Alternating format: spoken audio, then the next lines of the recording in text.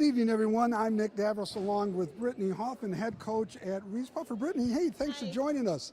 Yeah, no problem. Well, this is DSC Sports Local, and they've decided that, you know what, we're going to diversify our sports coverage, and we're going to do girls competitive cheer. Good, I'm glad. Yeah, no, it's a good thing, isn't Yeah, it? Absolutely. It is. It's a very good thing. Tell us a little bit about yourself. I am a speech language pathologist by day, and I am a head varsity cheerleading coach by night. I am married, and I have 3 kids. Well, your dad and I go back a little bit Yes. because Chuck and I Yes. coach football here together. Yes, yes. Make sure you tell him hi for me, I would you will. please? I will. So, girls competitive, the word competitive, it's extremely competitive, isn't it? It is a very competitive sport, and it's a hard sport, and they're Yeah. truly our athletes, and they're finally being recognized, and that makes me proud. No, and you've done a wonderful job continuing the legacy of the late head coach. Tell us a little bit about that, because you and I shared a little bit that you were on the inaugural team I was, yes. back in '03. Yes. I think you tell me Yes. a little something about that inaugural team and the late head coach that was, and what was her name again? Danielle Nash. Yeah, what a Yeah. nice tribute in the past. Tell us a little bit about Danielle. Yeah, Danielle, 3 years ago, was diagnosed with stage 4 brain cancer. She was our head varsity coach. She had taken over for myself and the previous coach, Aaron Wilkes, who was my coach when I was on the very first team. Wow. She loved the sport. She gave everything she had to the sport, and when she was diagnosed, I reached out and said I would be willing to take over for you so that you can just completely focus on your treatment and getting better. And unfortunately, she wasn't able. It's too far along. It was wasn't too it? far Yeah. along, and she passed away. So The legacy that she leaves behind, how do you carry that on with the team that you've inherited and the tradition now that you've inherited of, what is it, 14 years you and I talking, you know? yeah. How do you carry her legacy, her memory from you to these wonderful girls that you have here? When we first found out that she was diagnosed and that she was very sick, our theme was "Do It for Dee." Right, I remember. Yes, yeah. And over the past couple of years, the team has grown, and not everyone is familiar with Danielle. However, we continue to talk about her, and we continue to talk about our theme this year, which is Earn, Not Given.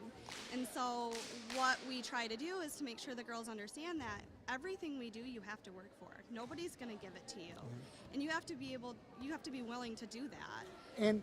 And that's something you can carry in everyday life, not Yes. just in competitive here. Yes, Whether it's in the classroom, it's out in the community, you graduate, you have to prove that you're worthy of whatever you're trying to achieve in life. Right, yeah, and that's really my coaching philosophy. I mean, obviously, this sport is like no other, but I do try to carry over that we're always giving them life lessons. We're preparing them to be awesome young adult women and to be able to go out into the community and do a good job once they leave here. So, With that said, tell us a little bit about this season. How's it going for you? How many girls do you have out?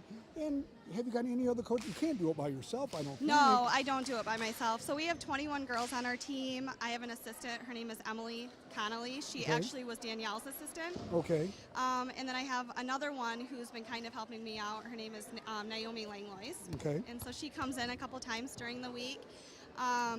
It's been good. I mean, they've been working really hard. We've seen a lot of growth this year. And last Saturday, we made top 3 at districts. So we were third place. Congratulations. Yes. That's and great. it finally all hit, and it finally all synced into these girls that they belong in this sport. They belong in the top, and they've been working really hard, and it's nice to see them. That third phase finish now, does that move you on to regionals? I mean, do you have to qualify like other sports in order to go to the state? Yeah, so at districts there were 16 teams. The top 4 they secured a spot to move on and advance to regionals. This Saturday at Mona Shores. Shores is hosting the regionals. Yes, at 10 a.m. Okay. And we'll be fighting to secure a spot for state finals. Wow. Yes. And how many teams qualify for regionals within this area then? There are 12 teams that will be at the regional competition on Saturday, and only 4 move on. And then after regionals is State that finals. the state finals? And state finals are held where? At the Deltaplex in Grand Rapids. Okay. So your makeup, out of the 21 girls that you have, give me a rough breakdown. Seniors, juniors, sophomores, any freshmen? I have 4 seniors on my team. Okay. 2 are 4-year seniors. Wow. 1 is a first-year senior, and she's done an awesome job. She's in both round 1 and 3. And then I have an exchange student who's also a senior. Well, how exciting. So And where's the exchange student from? I'm not sure. And I am not really sure where she's not from around here, though. She does not, no. No, that's, No. well, that's kind of neat. Yeah.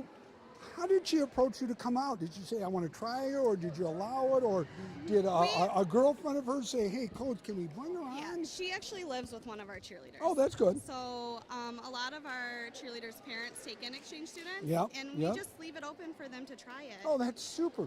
I coached football at church, and we had an exchange student from Germany play football for us. So Yeah.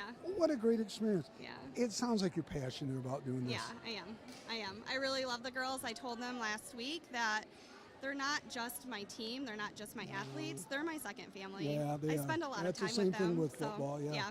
Yeah. Well, listen, I'm going to let you go. Okay. Well, listen, thank you Yeah. for saying, make sure you tell Dad hi for I me. will. I And will. best of luck, Okay, Brittany. thank you so much. So Brittany Hoffman, taking over for the legacy for the coach that passed away. Want to wish them and the team the very best of luck. We're going to get another team, either Muskegon or Shores, coming up with. This is Nick Davros from Reeths-Puffer High School. DSE Sports Locals on the air.